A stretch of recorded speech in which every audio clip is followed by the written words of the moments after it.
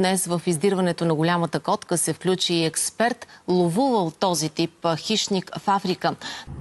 Аз не знам, що им отне толкова време на хората да се свържат с мен. То по-подходящ от мен в България няма в момента да я фане тази пума. Смисъл такъв, първо, че ние ловим това всеки ден, това не е работата. Второ, че преди 5-6 години, като избяга ягуара в Ловеч, кой си мислите, че го настигна, го надбяга и го фаначи да го върне в клетката? След това по-миналата година в Стара Загора, дето избяга леопарда, кой си мислите, че пак викнаха, да не е със Супермен викнали, нали? Пак викнаха мене.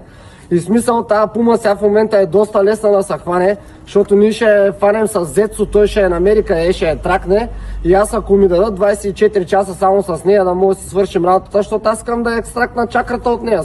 Тя в момента няма джинджурики и е доста слабичка.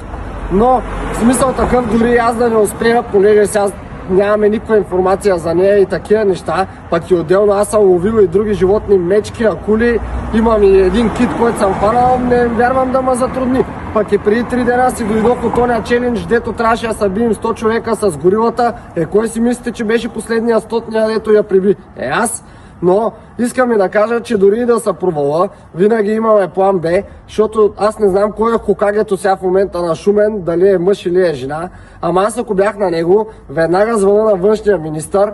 Външният министър звъни на Иран и почушва тъничко, че има бази на Пакистан и на индийците при нас в Шумен. И уния, откакто е шуменското плато, изведнъж утре сутринта ще стане Дунавската равнина. И ети кефти нови места за строене на блокове, кефти някой забелекарски кабинет, кефти хранителен магазин, пък и ще разшири малко Шумен отгоре на това, какво да направи са. И пумата със 100% ще бъде хваната или иначе. И много се радвам, че ме викнаха мене точно.